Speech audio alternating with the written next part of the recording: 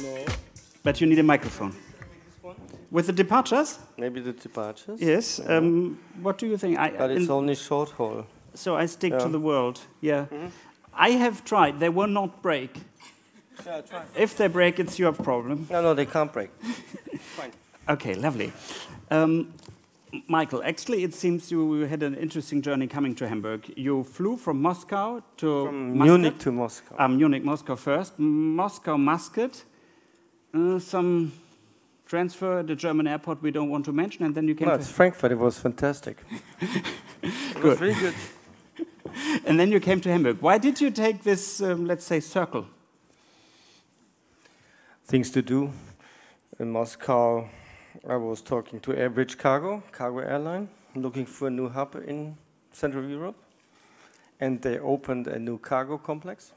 But that was only in the morning. And the afternoon, I took a taxi from Sheremetyevo to Domodedovo. That took 4 hours to get to Domodedovo. Have you got cost cutting in place? Because normally you take a helicopter. No. We don't have a heliport. And then took night flight to Muscat. I'm a board member of Oman Aviation Group. So we had our board meeting. And then I met our guys who, my team, consulting team, who is preparing the opening of the new Muscat terminal or airport. It looks like Berlin. They open it now. And then I took the night flight back to here. Okay, but we won't talk about Berlin. I think it's better if we let that out, because they will open. They also need your help. Michael, as an ACI president, what is your main task concerning innovation and transformation? What do the airports long for?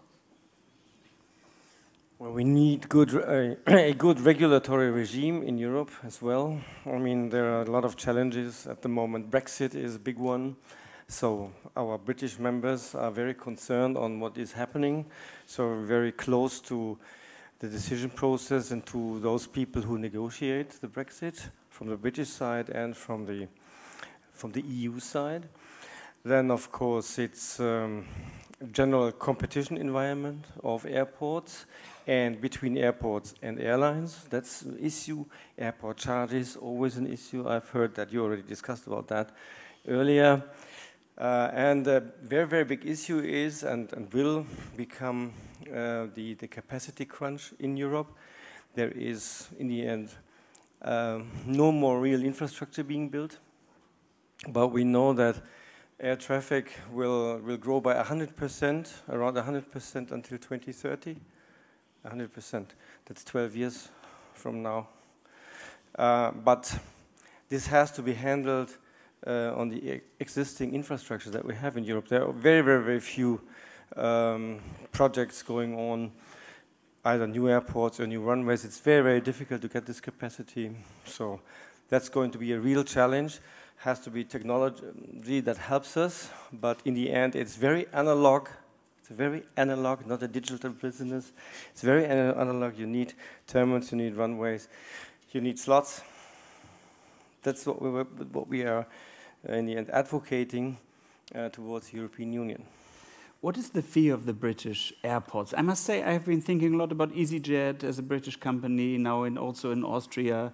But I never thought about British airports. What will happen to them? Do they fear that airlines won't serve Great Britain like they did? That tourist goes down? Well, we already know, and there's been some research being done on the Brexit effects. That it is whatever comes out of this. For aviation, it's going to be a lose-lose combination. There is no win-lose or no win-win. Whatever comes out, whether there is a controlled transition process or not, it will be, in the end, it will have a negative impact on the traffic between EU, UK. I mean, you have to consider that the UK then is a third country. And that also means that an open sky agreement, which we have now between Europe and the United States, for example, does not exist then anymore for the UK. So they have to renegotiate their air relations between their biggest market, I mean their biggest non-continental market, that would be the US. So lots of questions, very, very difficult ones. And the overall opinion on that is it's going to become a lose-lose situation, whatever the outcome is. Any questions to the lose-lose business? I just and so the UK, because you asked the UK airports, yes. Well, they of course fear loss of traffic. And when you look at the core markets of the UK, the core market is Spain and Germany. Mm-hmm. And if we do not re-regulate that or have some kind of a regime which allows the connections we have today to be continued, that's going to be a problem. Can that be a chance for airlines from Spain and Germany and France, for example, to take over traffic and well, the reaction of the UK carriers, of course, is that they start businesses in Europe. That's going to work, but the point is the relationship and the air relations between the UK and Europe. That's going to be an issue, and it will stay an issue. It's going to be a negative issue.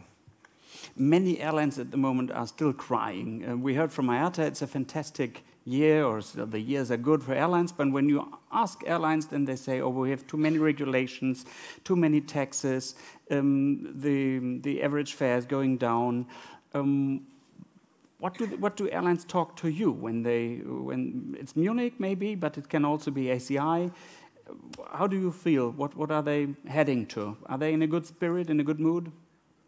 Well, we are used to airlines complaining at airports, so that has never changed the last 35 years. But there may be, when you look at the airline industry, there may be a new understanding on maybe also how to develop the fields of cooperation between airlines, airline airport systems, and airports. I mean, when you look at the environment that we have, it is an environment of consolidation. When you look at all the statements Carsten Spohr is making on what would be or what should be the next steps of the industry, then it's of course a consolidation issues amongst the airlines, but also a cooperation issues, maybe a stronger cooperation issue between airlines and airports. And in the end, we have a big competition of airline airport systems competing to each other. You have the STAR system with Frankfurt, Munich, Zurich, Brussels, Vienna, and Lufthansa Group against the SkyTeam system with Amsterdam, Paris, Delta, KLM, Aeroflot, Air France. And you have the One World system with the Axis, Madrid, London, British Airways, Iberia, and the associated airlines, Vueling as low-cost base, for example. And so that's the real competition. Can I keep the passenger in the system? So this also drives mentality of airports and airlines that they should maybe work together more closely on really have a smooth travel experience, on having a very good ground and air product. It's not a new idea. No, it's not a new idea, but to have a more holistic view on that, it's not only one airport and one airline, that maybe is new. And when now Willy Walsh talks about, well, why don't we maybe own a terminal or partially own a terminal in London, that maybe is a hint on what maybe is necessary the next decade. Is Munich a good model for that? Because you have the terminal together with Lufthansa? We are very special because we have this joint venture with Lufthansa already for nearly 20 years. This really was a win-win situation. It was created out of the need for the airport to get some money. And so it was not a position of strength that we had as Munich Airport. It was a fairly weak situation, but we wanted to grow, and the only way to grow was to get into this joint venture. But it has come out to become a very, very successful model. In the end, we did not know that. We now get an A380 from March 28, so we will have A380. We will be one of the 4 only hubs in Europe with an A380 base. Nobody could think about that, or would have thought about that 20 years ago. So it's successful, but it's also, of course, what we call in our terminology a single till, or a partial single tilt structure, because the airline participates in the regulatory side of our earnings scheme. So they will get the variable, part of the variable landing fee will go to the airline. And that was a red line between airports and airlines always, that airlines should never participate in the regulated income that we have. So we have crossed this line, but this has also driven growth quite extensively. But together, of course, Munich also has is very, very lucky, because we have the luck of late birth. Huh?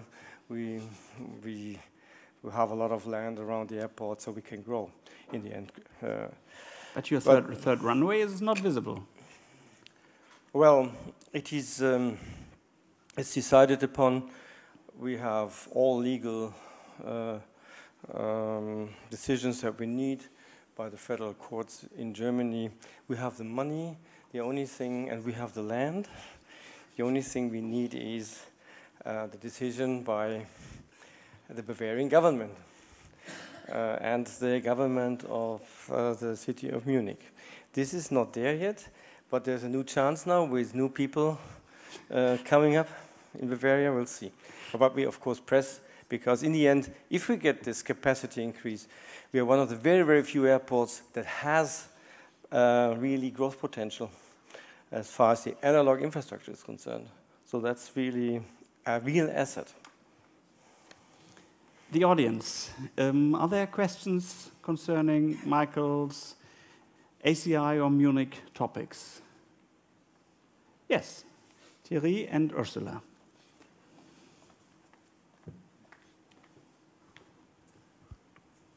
Yes, I would be interested. We have heard a lot over the last 2 days that there seems to be more interest between airlines and airports to collaborate, which I think on a personal basis from a customer experience would be fantastic. What sort of showstoppers do you see today, actually? Because there seems to be a will. Now, of course, there is, I guess, some challenges to overcome for that. Showstopper between airports and airlines? Yeah, to facilitate this collaboration or to enable the next steps concretely.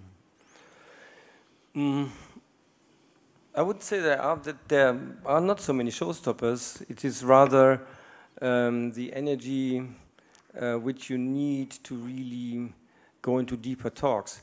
And one of the big issues is when you look at the revenue models of airports, half of the revenues of airports now are made with non-aviation activities. So only 50% really comes out of the core business operating an airport with airplanes. Then this non-aviation half is under threat because it is also an analog business. It's parking, but it's also retail. It is F&B, it's conferencing, whatever you can think about. It's consulting, it's the developer, the airport as a developer. I think we are a little bit at unease that we can keep this necessary source of refinancing the whole operation at the airport. We do not know whether we can keep this portion of the spend per pax, which is non-aviation related, because we do see a tendency that it's going to decrease. That may be because of the problem that digital businesses do not necessarily need the analog place of the airport anymore. I mean, look at the duty free. I mean, we are just 5 minutes away from Heinemann here. Yeah, it's just down the road. In 20 years, is it really necessary or required or possible to take your malt whiskey physically, to transport your malt whiskey which you bought in your duty-free shop in the airport over the Atlantic for a price advantage of €3? I mean, this business model is, in the end, very, very peculiar. But maybe in 20 years' time, we will have a total separation of the physical process of duty-free and the documentary requirements you have to have, or you need for being entitled to buy. So maybe the airport as a physical location to buy these things with the revenues that we get in the airport is not there anymore. So these are the things that we are thinking about. So we need to get a holistic view on how we use the data that we have. In the end, airports have quite a lot of data, at least airports who are engaged in all these kinds of businesses like parking. And I mean, we have our own retail company, for example, in Munich. We have our own F&B company. So we have a lot of data.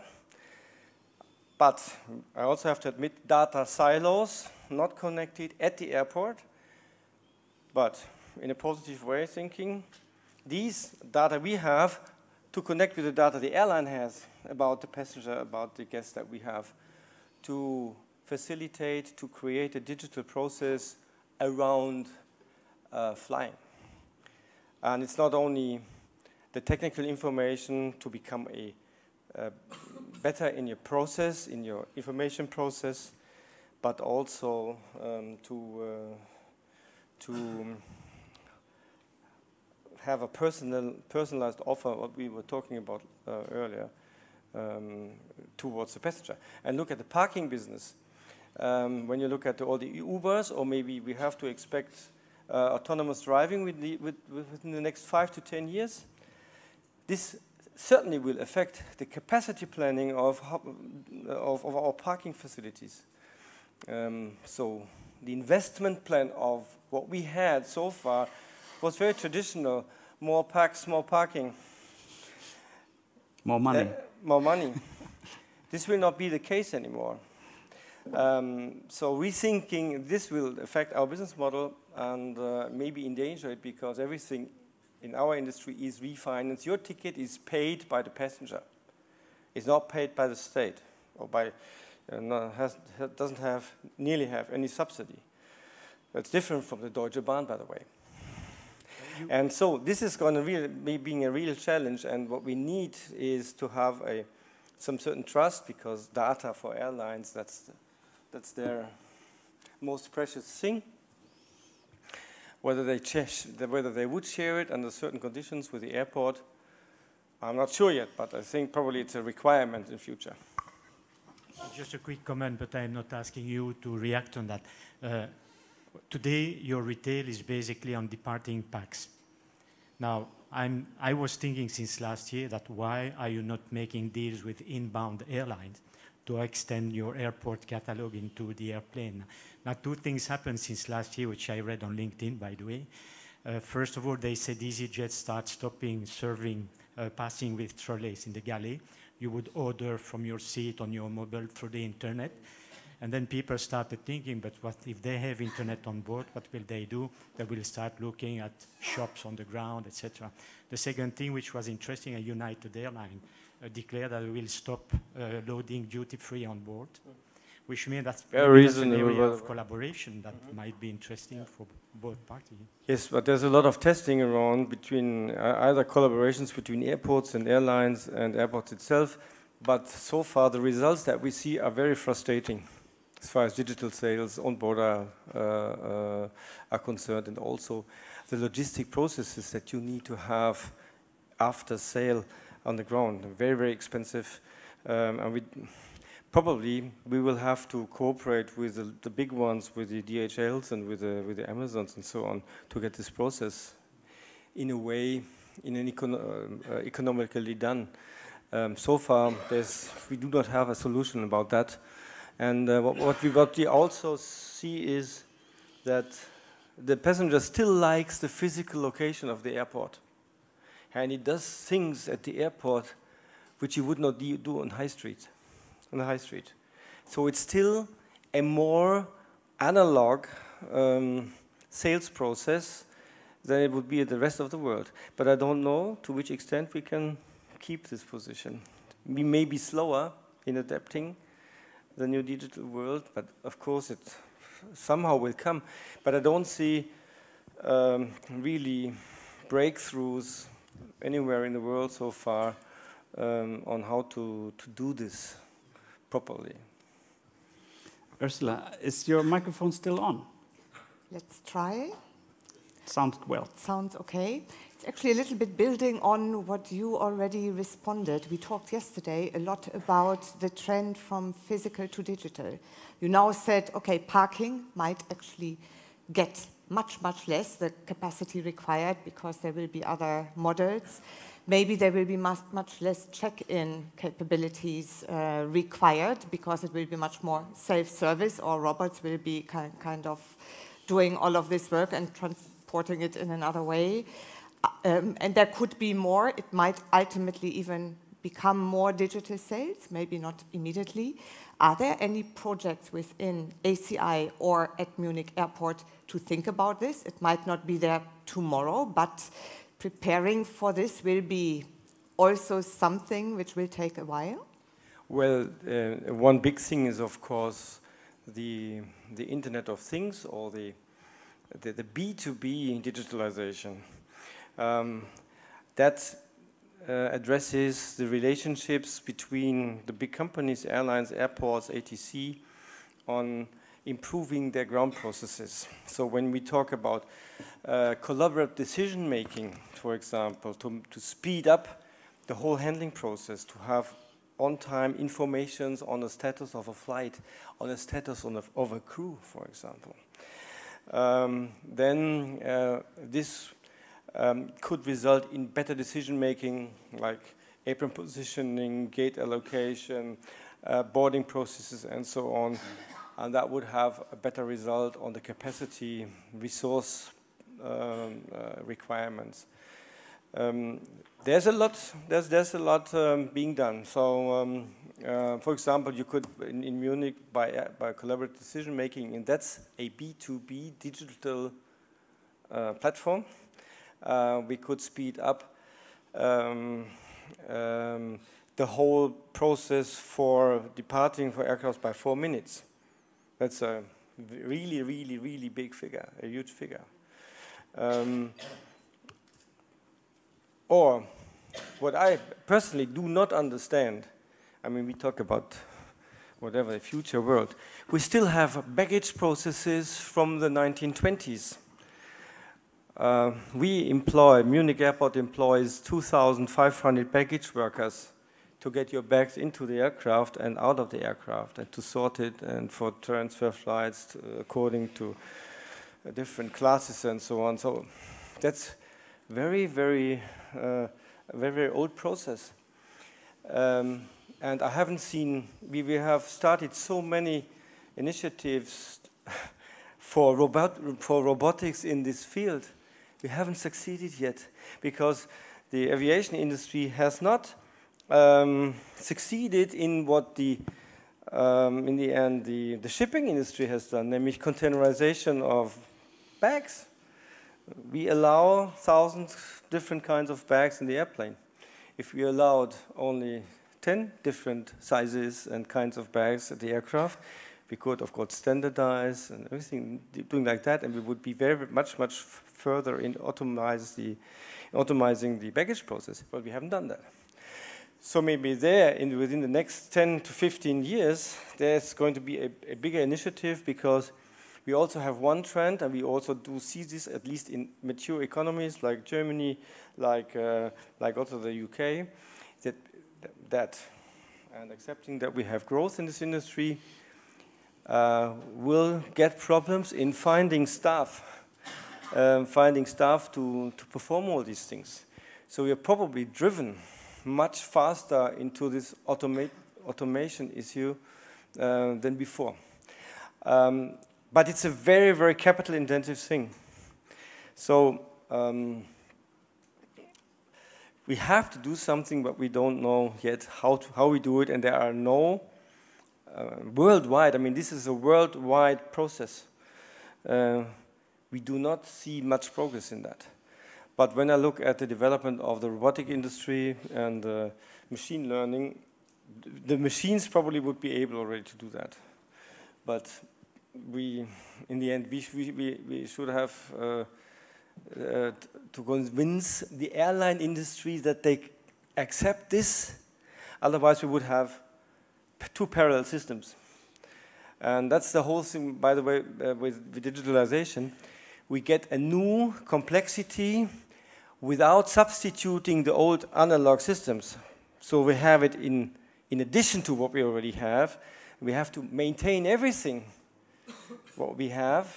The old analog infrastructure is not substituted by 100% via the digital solutions. The digital solutions is an add-on. And that makes it so complicated and probably also a little bit slower. Sorry for the long. Well, it was a good answer, I think. Michael, I will start some sentences and you will finish, please. I am a digital... Analog. Native. It was a joke. As president of ACI Europe? I like the 550 airports I represent. It's really interesting, from Ukraine, remote Russian airports to the big shots like Charles de Gaulle or Heathrow. My last first-class experience? Was already long ago. I must think about it.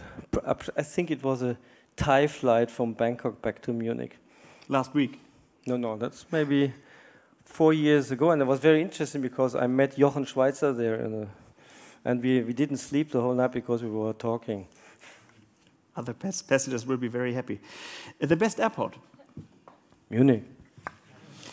The difference between Munich and Frankfurt Airport? Well, I said we have the dignity of late birth, but our Frankfurt colleagues are really a world champion. I always say Germans are not able to provide simple solutions because they are not really challenged. So that's why we are very good in hubs. And the most complicated airport, because it's on the smaller size site you can ever have, it's Frankfurt. And what they do logistically, that's really absolute world champion. So they do not look so nice as we do, but that's because they're already there for 50 years. And so really, I do praise Frankfurt for this job, because it's really complicated to have a world-class hub. When I play the guitar? When I play the guitar, I also sing. Yeah. Tomorrow, Hamburg against Dortmund. Is that right? Yes, Tomorrow? but in Dortmund. In Dortmund, sorry for HSV. FC Bayern Munich? Is a world brand. And I always compare, when I talk to politicians about my airport, Munich, I always say, and normally politicians are not interested in aviation, I must say. They are not. They use it, and sometimes they are proud, and they want to be photographed with airplanes and so on, but they don't care about what we need, because the industry is too small. What was the question again? Bayern München. And I was, well, to tell them, to give them an idea of what we are, Munich Airport, then I would say we are the Bayern Munich of the airport industry, so think about it and be proud of it. The last question. When my grandson looks at me? When my grandson, I don't have a grandson. Granddaughter? 2. Oh, even more than I thought. Okay, when my 2 granddaughters look at me? I hope they still like me. I think they will. Thank you very much, Michael Kerkloh.